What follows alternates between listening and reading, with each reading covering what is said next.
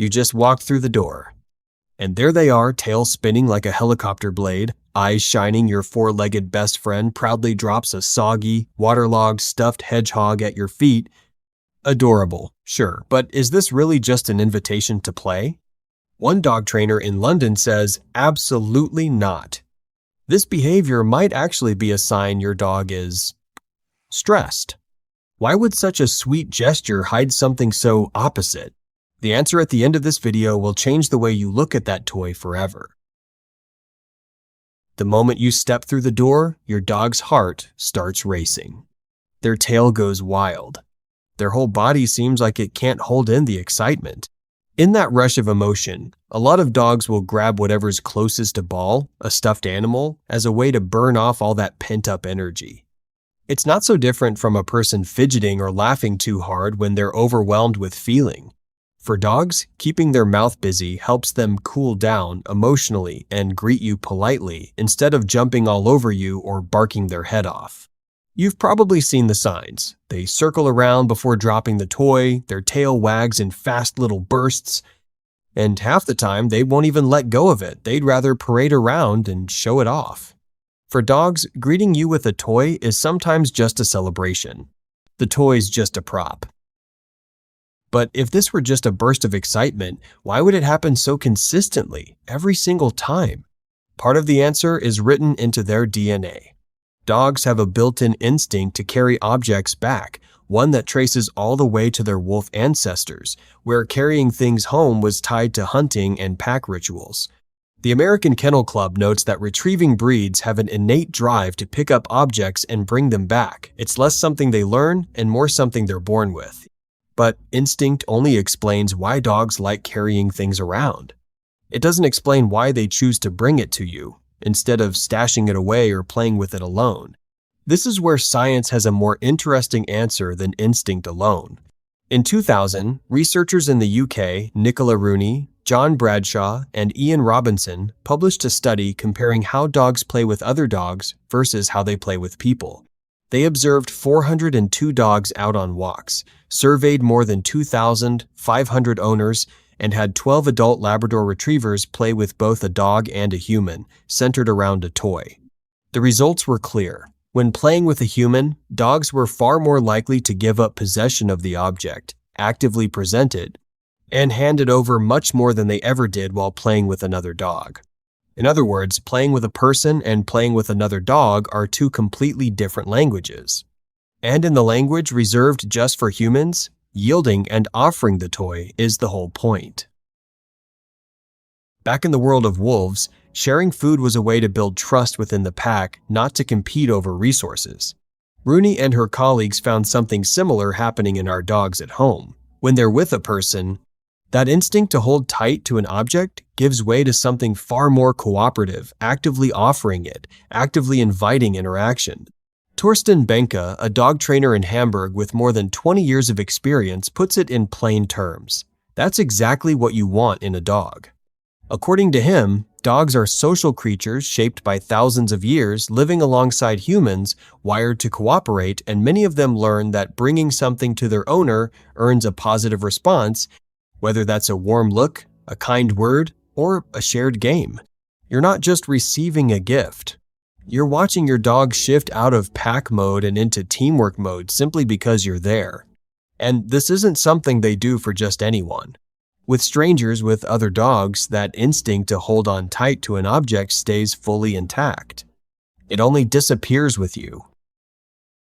Benke calls this a kind of retrieval loyalty, a concept that matters a lot in hunting dog training, referring to a dog's ability to reliably bring a found object back to their handler. Breeds like poodles, spaniels, even Labradors have been selectively bred for centuries to show exactly this behavior, he says. And this isn't just one expert's opinion, it's been backed by real numbers. In 2024, a research team from Purdue University and the University of Pennsylvania published the largest survey to date on fetching behavior. Drawing on data from nearly 74,000 dogs across 151 countries, they found that 77.8% of dogs were reported by their owners as occasionally, frequently, or always playing fetch. This behavior correlated significantly with trainability. And just as experts might predict, retrieving breeds like retrievers, pointers, and spaniels, along with herding breeds like border collies, showed notably higher rates of fetching than other breeds. So when your Labrador drops a ball at your feet, it's not some random coincidence. It's a behavior that science has confirmed is widespread, deeply genetic, and tied directly to your dog's ability to read and respond to you. This is where things get genuinely controversial. A viral Instagram video claims that dogs bring toys mainly because they're stressed that picking up an object isn't playful instinct at all, but a form of emotional self-regulation. It sounds reasonable enough until you set it against everything we just covered. A behavior that shows up in nearly 8 out of 10 dogs, with deep evolutionary roots, a clear statistical link to trainability, and one that mostly surfaces when a person is present. Is that really just a symptom of anxiety? Torsten Benke firmly disagrees. This is a textbook example of someone floating a theory just to grab attention, he says bluntly. The dog in that video doesn't look stressed at all. In other words, a 30-second clip with no control group and no data behind it is being used to slap a medical warning label on millions of adorable everyday moments simply because that's a lot more clickable than the truth. That said, stress isn't entirely off the table either. According to Benke, the negativity we associate with stress often comes from the meaning we humans assign to it. A dog given a task, finding something and bringing it back, experiences a kind of positive stress. They've been handed a challenge they actually want to complete, one that stimulates them mentally and gives their day some structure. That feeling isn't so different from someone who loves crossword puzzles or a good game of sports. The real problem only shows up when that short burst of activation turns into long-term negative stress. 2 real stories show exactly where that line sits. Bailey, a young Labrador, greets every single guest at the door with a stuffed toy, tail wagging, waiting proudly for a reaction, exactly what that survey of 74,000 dogs would predict. A joyful, common, invitation-driven behavior, with no anxiety in sight. Milo is different. This rescue dog, every time thunder rolls in, grabs a stuffed toy, presses it tight against his owner's lap, and trembles.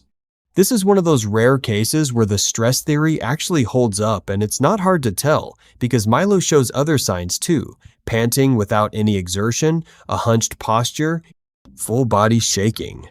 After his owner worked on his thunderstorm fear through desensitization and calming tools, his panic carrying episodes dropped noticeably.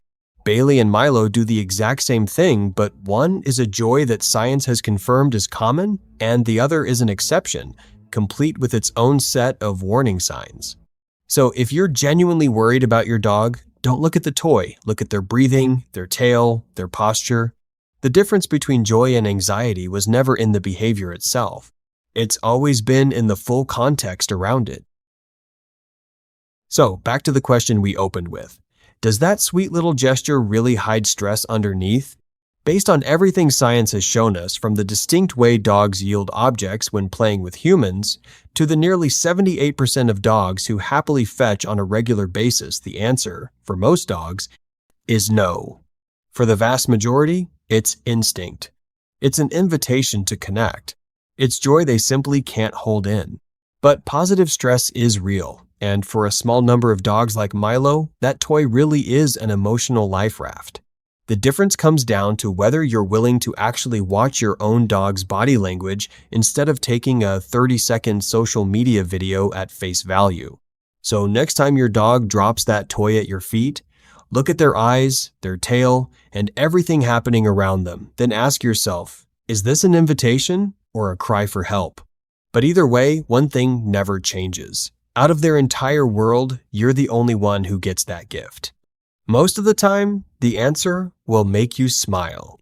If this video helped you understand a little more about what's going on in your best friend's mind, drop a like and subscribe to 4Paws Mind. Every video brings you science-backed insights like this one into your dog's behavior. And if you've ever wondered why your dog, who normally sleeps right next to you, quietly slips off to another room in the middle of the night, that's not random either. Our next video breaks down the real reason behind it. the real reason your dog moves to another room at night.